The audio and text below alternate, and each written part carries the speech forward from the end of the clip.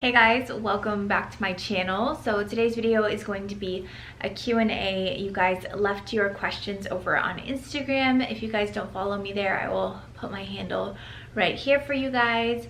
But I love doing these types of videos and seeing what you guys are curious about.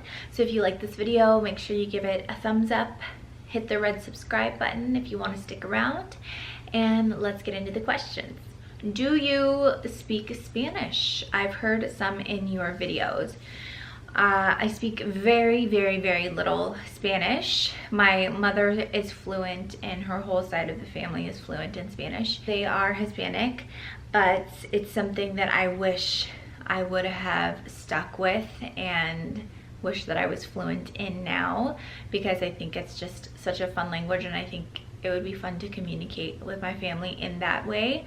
But you know, I know a couple things and I definitely want Jackson to know like a couple different things in Spanish. It would be really cool if he could be bilingual, so we will see.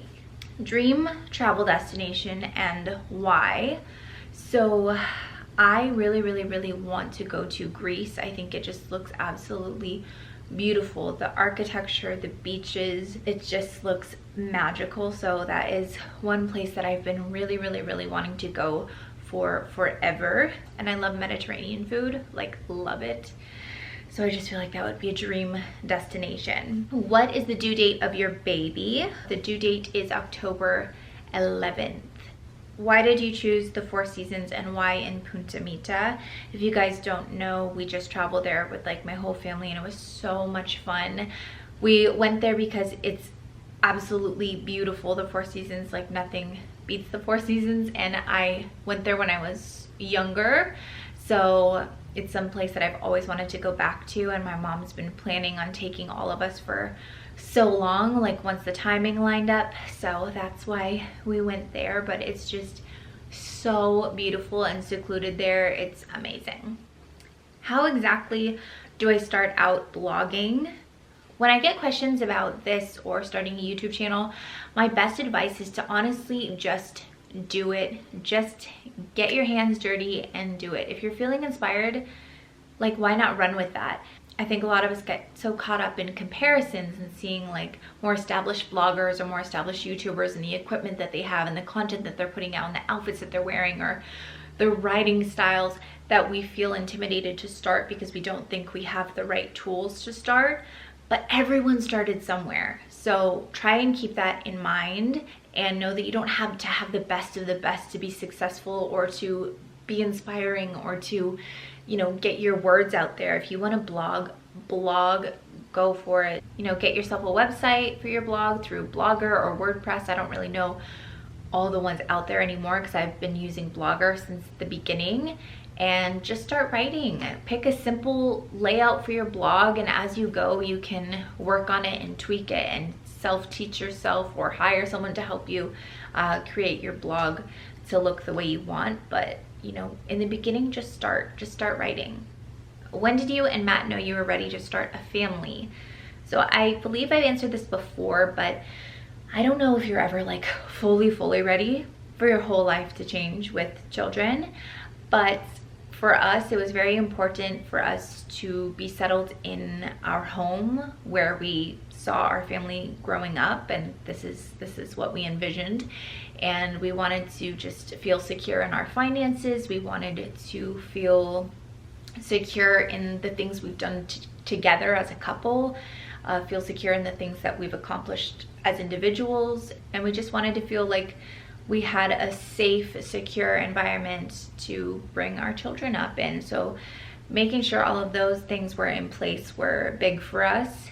Do you still offer in-person personal training? So I no longer do in-person personal training. I do online coaching still, but I don't have a studio that I work out of. It would just be too crazy with Matt's job and being pregnant and having a toddler. It's just not happening. So I'm content with being a stay-at-home mom and having like my different business ventures here. Do you prefer crunchy or poufy cheese doodles? I like crunchy. I'm not a puff kind of person. I like the OG Cheetos, the crunchy. Those are so good. What's your best advice for someone who's trying to conceive? Been trying for 10 years. So sometimes I feel bad answering these types of questions because Matt and I have no problem making babies. It's kind of scary how fertile we are, and sometimes, as blessed as I feel bad like saying that. But I do want to say that I can't imagine how discouraging and frustrating it would feel to not have control over that and not know what's happening. I'm like tearing up just thinking about it. But I think that you have to just trust and find people that you can talk to or relate to about your situation. Like my friend Caitlin, she's a blogger, and she's been very, very, very open about their journey to conceive and have a baby and their miscarriages, and she's amazing. So if you want to check her out, I'll put her blog down below. It's Dash of Darling. But yeah, I think finding people out there, whether a stranger or a friend, to make you feel less alone is the best thing, because I really just don't have any tips on how to conceive. I wish that there was something magical I could say, but I just don't have the right words of encouragement, I don't feel like, because I haven't been in those shoes. How do you remain calm when feeling overwhelmed?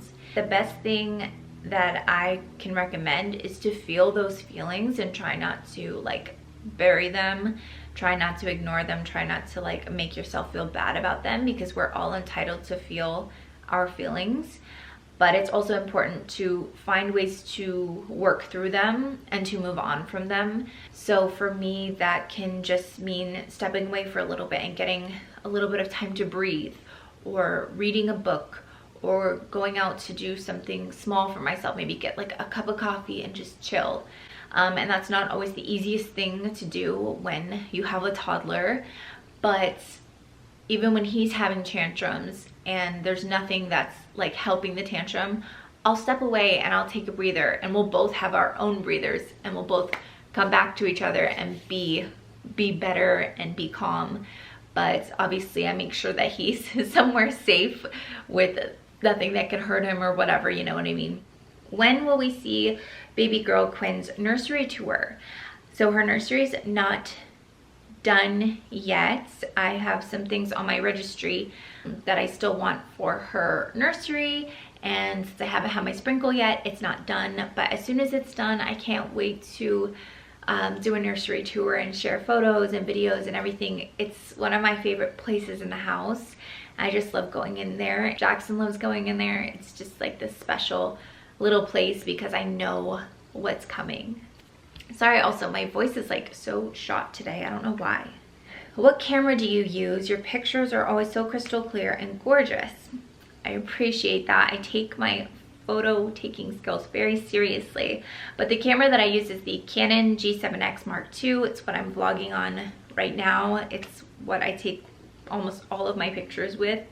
I do have a Canon Rebel with like a fancy lens that I love, but I don't bring it out as much because I don't know the ins and outs of it. It's something that I want to learn more about. I break that out for like really important photos, like holiday photos, or like our pregnancy announcement photos, things like that. I recently found out I'm pregnant and miss coffee. Did you wait until a certain trimester to indulge? So for me, I talked to my doctor about everything, and I know they say every doctor has different opinions, but it's something that you should just talk to your doctor about. For me, I stick with 1 cup a day, and I've been doing that since I found out I was pregnant this time around. I think when I found out I was pregnant with Jackson, I was a little more freaked out and paranoid about everything, so I think I held off a little bit or had decaf or something, and then I was just like, whatever, I'm gonna have coffee. But it really is just up to you and how you feel about it and your relationship with your doctor. I honestly could not imagine not having coffee with a toddler. I don't even know how I would survive, to be quite honest. Will you get back to fitness like before? I feel like I've always been into fitness, even through all my pregnancies. I'm still going to the gym in this pregnancy as well. But as far as getting into it like hardcore like I was before, I don't know if I'll ever get back there, just because my interests are so different and I'm just busy with other things. I feel like when you become a mom, your priorities change a lot. And it's not that I don't want to take care of myself or feel healthy or look good physically, but it's just not like something that needs to take over my life like it did before. What are the best maternity denim shorts? So I really like the Ingrid and Isabel shorts. I found a pair at Target that are so comfortable. I don't think they're like the trendiest looking shorts out there, but they're really comfortable, basic, and affordable. And also Shop Pink Blush Boutique online has a bunch of maternity clothes, including more trendier shorts. I have a couple from there as well. And they're also reasonably affordable. I think I got mine for like under 40 bucks. I know there's a lot of other options out there, but I can't justify spending $200 on a pair of shorts, pregnant or not, but especially pregnant, because you don't wear them forever. Would you want a third baby? I don't really see that in the cards for us. It's something that we never really discussed. We kind of just had it in our heads that 2 would be it for us, and like our dream would have been a boy and a girl, and the fact that that's happening is beyond my wildest dreams. But you know, you never know what the future holds, honestly, but it's not something that we've ever really talked about realistically. I think we're gonna be good with 2.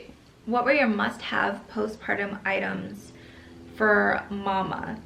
For me, it was a lot about just being comfortable, so just stretchy clothes or flowy dresses, big granny panty underwear, a little like spritz bottle for after you use the restroom, because toilet paper is not the most comfortable thing after giving birth. Witch hazel and pads, which honestly, I think this next time around I'm gonna get adult diapers. Someone recommended that to me when I was pregnant with Jackson, and I was like, why am I gonna need adult diapers? And then I like totally get it. Pads are just kind of like a pain in the butt sometimes, especially for me in the hospital. I was like so over the pads. So adult diapers, I'm gonna invest in those this pregnancy.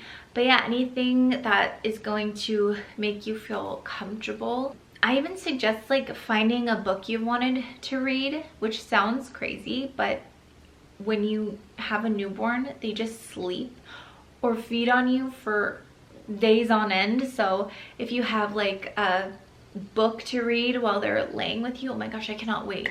That will keep you a little bit entertained, even though you're gonna be so enthralled with your baby. Like you probably won't even be reading, but maybe. I never really used belly bands. I think I tried it for like a week, like the things that you wrap around your belly. And I just got overdoing it because I don't like anything constricting or tight on me. So I think that's why I didn't like it, but I know a lot of moms do use those belly band wrap things. All right guys, so that is going to conclude today's video. Thank you so much for all of your questions. I hope you enjoyed it, and I will see you in the next one.